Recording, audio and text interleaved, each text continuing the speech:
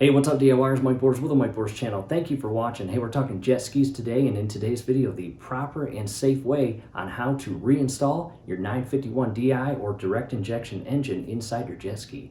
Let's get started. DIYers, here we are at the workstation, and in front of us is my mom and dad's 2003 Sea-Doo GTX, and again, in-house for DIY repair videos for all of you, the DIY community. And a special thanks to my mom and dad for allowing that. That is pretty awesome. And in recent videos, we actually filmed the step-by-step process on how to properly and safely remove the engine from this exact jet ski. And after that, we put it inside the vehicle and drove to the engine overhaul shop and dropped it off. And as far as the time they had the engine for a full overhaul was about 10 days, which is pretty impressive in regards to a turnaround. And if you look closely, right there on the stand in the far corner is our freshly overhauled engine that we just brought home yesterday. And again, in today's video, part 1 of the step-by-step process on how to install a 951 engine back inside your jet ski hull so we can get this jet ski back up and running. And in addition, right here, we have mentioned this in additional videos or previous videos. That is a jet ski stand, and believe it or not, this is not the jet ski going on that stand. We are putting our 1995 Sea-Doo XP on that. And down below in the comments and description will be a link on how to transition a jet ski from a trailer onto a stand, so definitely check that out. However, from here, let's hop over to the engine, get the camera in position, and unwrap it, and get started. Making our way around the jet ski and to a closer view of the overhauled engine. Again, still wrapped. We will unwrap it here shortly. And anytime you're doing maintenance on your jet ski or boat or whatever, we recommend following your exact serial number service manual, as we have mentioned in many videos. And a lot of parts come off that engine. And again, we are going to basically reverse the steps that we did in the removal process. And we stayed organized. We have labeled all of our hardware. And we are going to get the camera in position again and get started.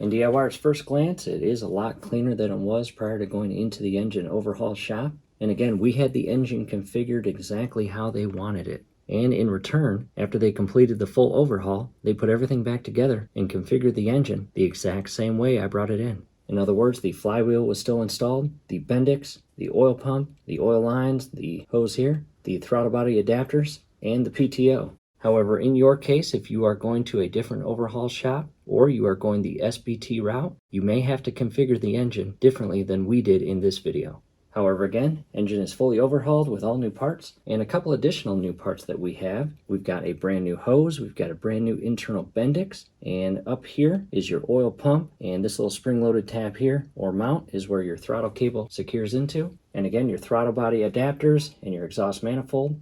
And they even were kind enough to give us a brand new exhaust manifold gasket. I'll set that back.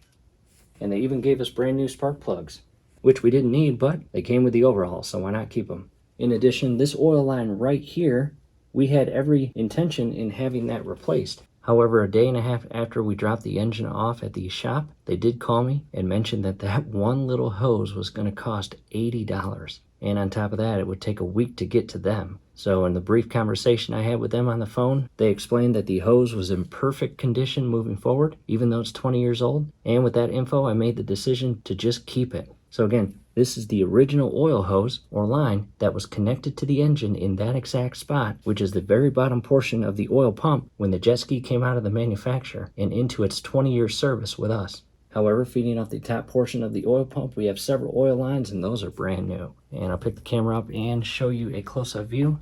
Again, here is that brand new hose. And there's that original oil hose.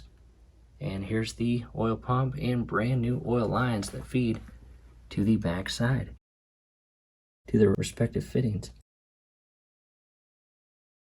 And they did paint the engine. They did not mention that they were going to do that when we dropped it off. That was a surprise when we picked it up. And in my opinion, it looks a lot better.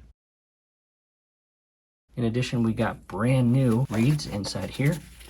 And if you look inside there, the housing itself is not new. However, look how brand new and clean those reeds are in there. Our old ones were in pretty bad shape. Still usable, but when you have the option to have brand new ones installed that's built into the price of the overhaul, you might as well take advantage of that. And to the top portion, where our ray valves and housings are, our spark plugs, and the holes where our air injectors go into. And I'm going to turn the engine around so we can take a better look at the rear portion or PTO side and starboard side of the engine. And I did just that. I turned the engine around. We are now looking at the starboard side of the engine. This is the rear portion that connects to the drive shaft. And this is the original boot. They did give me a brand new boot. However, they gave it to me brand new and unopened and said it was better to travel home with it in a sealed package and then put it on when that time comes, as opposed to putting it on from the shop and having it fall off. So again, this is the old one. We will pull that off here shortly. And here is our air pump, and all the internal parts within the air pump housing here are new and feeding more inward. We've got additional oil lines and fittings. And right here is where our exhaust mount or brace resecures onto the engine. And up here is a water hose, and here is the threaded insert for our water temp sensor. And again, these two holes right here are for the air injectors, and then you've got our spark plugs. And directly above that, we will resecure the springs and rave covers once the engine is back inside the hull. And DIYers, the cool thing about this overhaul shop is once I picked up the engine, they had an entire box of all the old or original parts they removed from the engine during the overhaul procedure, and they gave me the option of either keeping that box of old parts or throwing it away. And what I did was actually keep it, and I put that box of old parts in the car and I brought it home with me. And scrolling above right now, as well as down below in the comments and description, will be a link where we show you all of the old parts that were inside and connected to the engine prior to the overhaul procedure. However, we got 20 good years out of it, so we can't complain. And with that said, again, the starboard side of the engine, and a lot cleaner than it was prior to dropping it off, as they cleaned it up and repainted it. Now to a close-up view of the PTO, as shown there. And if I remove this, there is where the drive shaft spline goes into. We will re-lubricate that. Here is a grease fitting, and you will see us do all of that during this series. From here, I'm going to position the camera and swap the engine back around to port side, and we are going to begin installing the parts that we actually removed once we pulled the engine out during the removal process and prior to going to the overhaul shop. At this point, I've shifted the engine around, and I do want to come inside the opening where our starter goes into and secures to the Bendix. There's our brand new Bendix inside there. Fresh teeth, and again, brand new OEM. And we are going to install our starter and additional hardware as we make our way around the engine. And before we start, I want to show you a cool tool set that we definitely recommend having. Back to the workbench, and here it is. This is a 42-piece Craftsman socket wrench set, as you see here. My mom and dad got me this for Christmas. This is awesome. Let's go and open it. And here it is opened up, and again, 42-piece set, and it's got a lot of T-bits, as you see here, ranging from 15 all the way up to 50, and a lot more options. And in our case, we are going to use the 5mm and connect that to our ratchet, and we are going to again begin installing our starter. And there is the brand new starter we installed not too long ago. Now to a different camera angle, I have positioned the starter more center portion on the bench for us, and I am going to grab some Gear Lube SAE90, which will be down below in the comments and description, and I am going to just squeeze out or pump out a fingertip drop of lube, and I'm going to lubricate the O-rings on the starter. There we go. I'll set the cap down. And again, just a tiny pump, ever so gentle. And that's all I need. And I'm going to put the cap back on so it does not make a mess. And I will set that back. And again, carefully grab the starter. I'm going to lubricate the O-rings.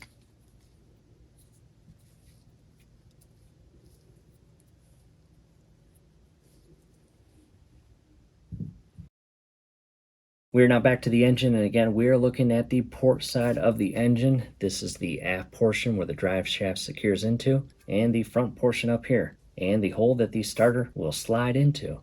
And with the starter in hand, I'm going to carefully pull up and remove the hardware and this little mount right here. Set that aside. And the back portion of the starter has 3 holes. The center hole really doesn't do anything. The upper hole and lower hole are the 2 holes that the hardware will slide through and secure to their respective threaded inserts on the engine. And before we slide the starter back inside the engine, double check your O-rings, again properly lubricated and seated in their respective grooves. And what I recommend is grabbing the front portion here and carefully inserting the starter.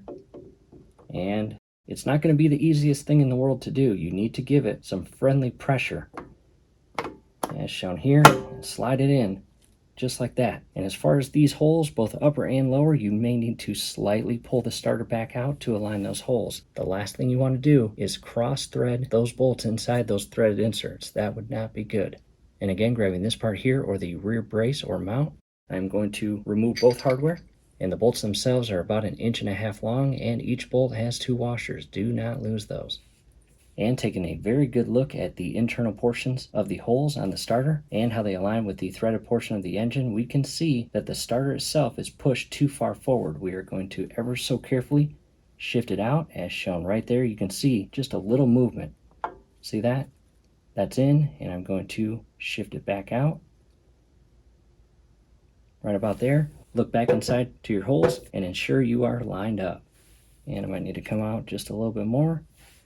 Followed by grabbing the rear mount, and this stud that sticks out will face the back portion of the engine. I'm going to start with the top hardware or bolt. In DIYers, it should go in extremely easily if properly aligned. If it is not aligned and it is tough to get in, go ahead and stop turning it clockwise and begin turning it counterclockwise until the thread resets. And after it resets, begin turning it clockwise again. And you might need to lift up on the starter ever so gently until, again, you properly align the thread. And from here, I've grabbed just the extension without the ratchet and that 5mm socket or adapter. And I'm going to use this to carefully hand tighten it. And you can see how easy it's going in. And there's hand tight, followed by the bottom bolt. There we go. And that is going in very easily. Next, I grab my ratchet just to secure it to the extension, and I'm going to tighten these in sequence. Not too tight, but you definitely don't want them loose.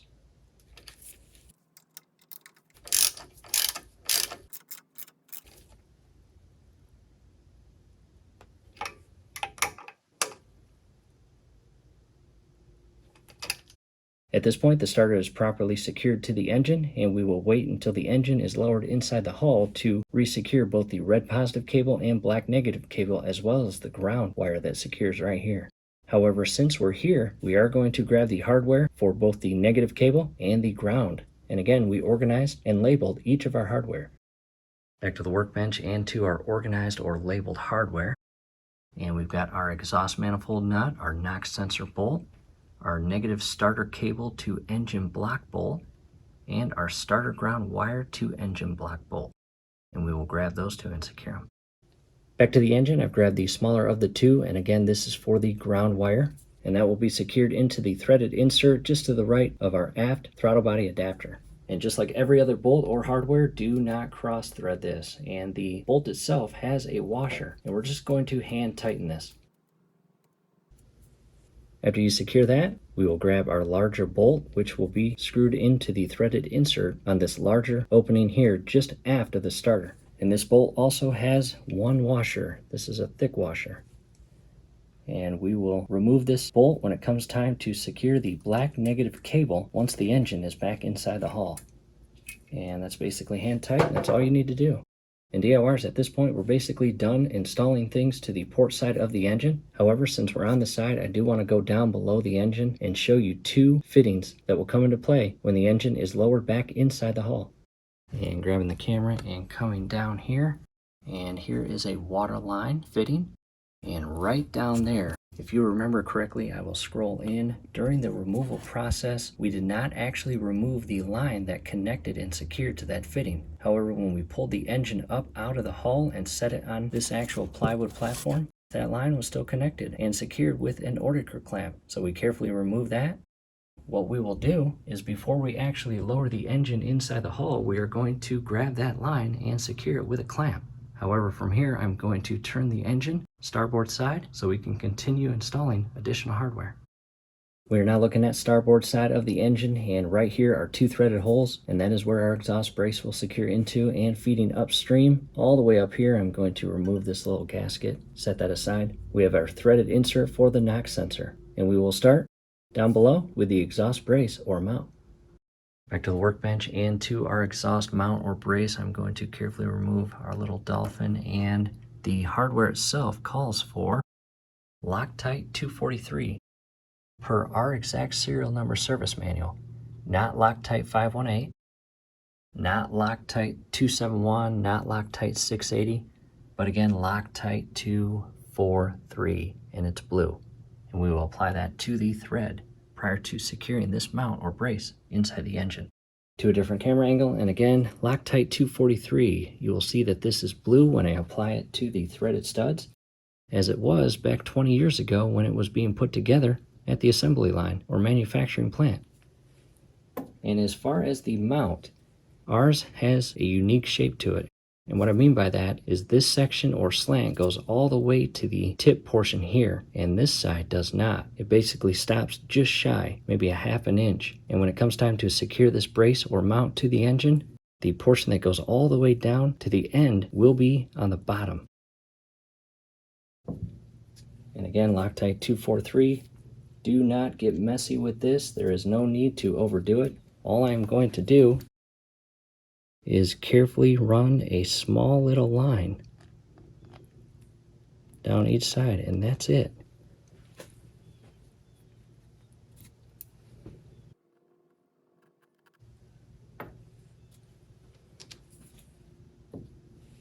And from here, let's head back to the engine.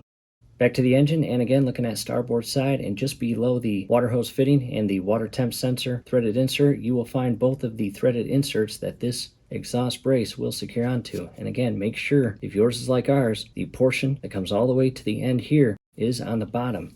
And I'm going to start with the inner bolt, and just like before, do not cross thread this inside the engine. It should go in extremely easily. And it may be very beneficial to grab my extension and 6mm as shown here. I do not have the ratchet on it.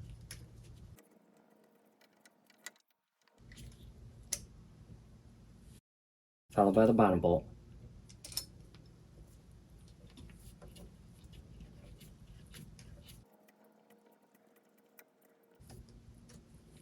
And looking at the brace itself, it does have a portion that does not have paint on it, and that tells us the exact position of the mount when it mates with the washer when the bolts are secured. So we're going to do our best to secure it as close as possible as it was prior to removing it.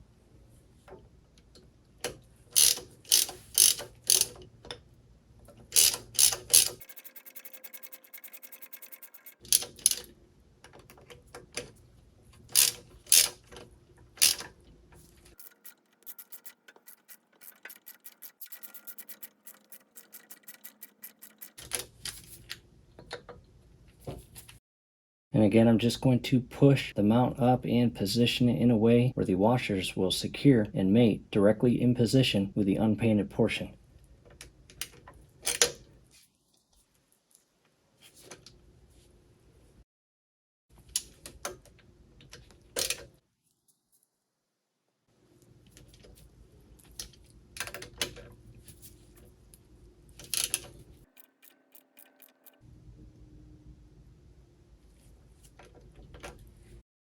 And there it is. Make sure that your bushings on either side of the brace or mount are pushed together. And it might not be a bad idea to actually apply tape to hold each of the bushings in that housing so they don't fall out and fall underneath the engine when it's resecured to the motor mounts, because at that point these little bushings will be very tough to find, and if you find them they might be very difficult to grab. And now that the mount or brace is secured, we are going to move up top to the threaded insert for our knock sensor, and all we are going to do here is screw that in hand tight, and that's it. And back from the workbench, here is the knock sensor bolt.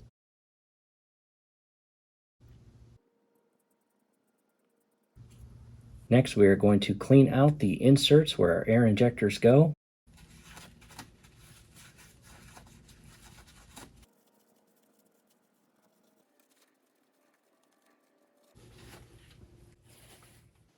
Now Now coming to a close-up top view, and as far as the insert cavities where the air injectors are going to go into, I got them as clean as I probably will get them.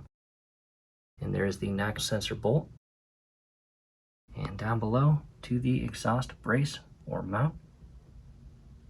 And in regards to the air injectors, we are not going to install those at this stage of the project. We are going to wait until the engine is lowered inside the hull, and we can then lower the fuel distributor that has the fuel injectors in it and torque the entire distributor to this portion of the engine to the proper torque specs, which will properly seat the air injector gaskets and carbon ring or seal inside their respective cavities. And we are going to leave the spark plugs installed at this point. They are not all the way tight. We are going to turn the engine back to port side and screw on the exhaust manifold nut. Back port side of the engine, and in relation to the starter feeding up, we've got 2 throttle body adapters and our exhaust manifold, and then we've got this threaded stud that sticks out, and we've got this little nut right here that we need to secure to that threaded stud. And we're just going to basically hand tighten it until about 1/8 of an inch is exposed from the nut, maybe a little more. And that's it. We are going to keep the paper towel inside each of our throttle body adapters as well as the upper exhaust manifold up here to alleviate the possibility of anything falling inside those holes and getting into a portion of the engine that they do not belong. And DIYers, from here, just double check everything. We actually secured the clamps prior to taking the engine to the overhaul shop. However, they removed both the adapters to continue the overhaul procedures and install new reeds. And both clamps are secured and facing aft, which will make it very convenient for us to tighten the throttle body onto the adapters when the engine is inside the hull. And again, just double check everything, make sure all hardware is accounted for, as well as hoses and clamps. And if all looks good, it is time to cart this engine back over to the jet ski and raise it up onto the piece of plywood I have. And from there, we are going to grab that line and re-secure it to that lower fitting right down there. Alright DIYers, we are making progress. We are now aft rear portion of the jet ski, and looking forward you can see the 951 DI engine resting on a piece of plywood that is actually the exact same piece of plywood that the engine was just resting on the stand, as well as the same piece of plywood that was positioned in that exact spot during part 2 of the removal process of that engine. And it's important to know when you are using a piece of plywood or blocks, just make sure it is small enough to not interfere with the clearance required on the aft portion of that opening of the hull, which in our case is the widest portion, and that is where we are going to carefully lower the engine into the hull. And before moving on, I must give credit where credit is due. My wife actually helped me pick up that heavy engine and shift it onto that platform, and there's no easy way to do this without a cherry picker or a winch. And basically what we did was positioned that engine on that stand right there, and I had my left foot resting on that little step, and I had my right leg resting inside that little spot there, and I was resting my right leg on my knee.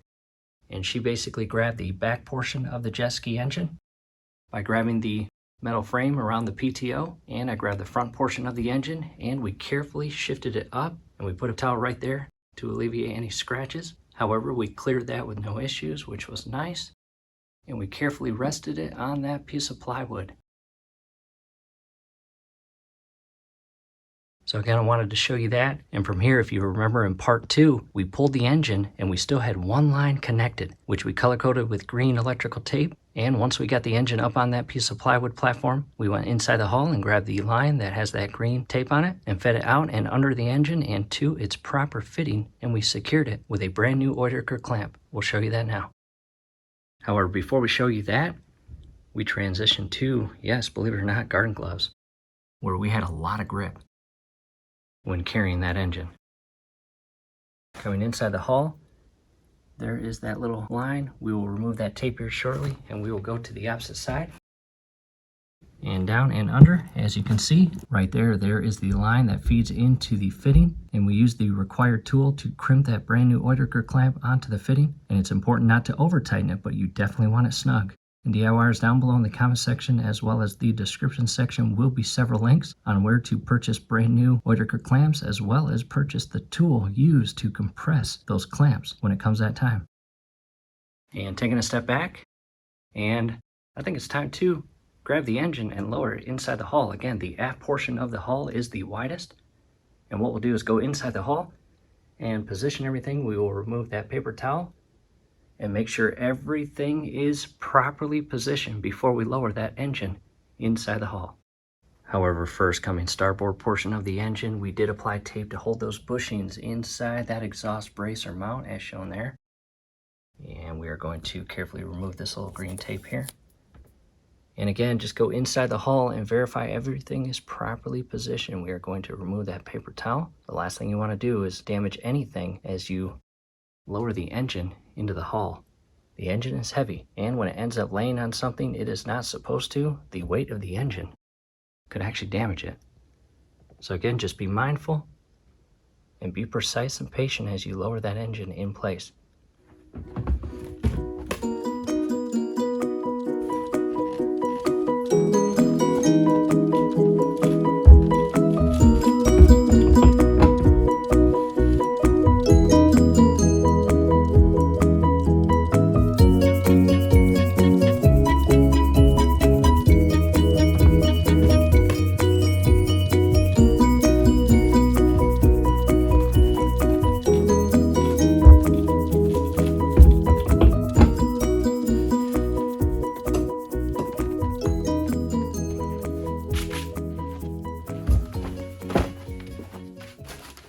Coming inside the hull, and what I forgot to do and I recommend doing is actually remove your front motor mount. And that made it a lot easier to position the engine more forward inside the hull so that the aft portion or PTO portion is not resting on the actual drive shaft. You do not want the weight of the engine pressing down on the drive shaft. Not good. And from here, just spend a couple minutes and go all the way around your engine to ensure the weight of the engine is not resting on anything that it's not supposed to.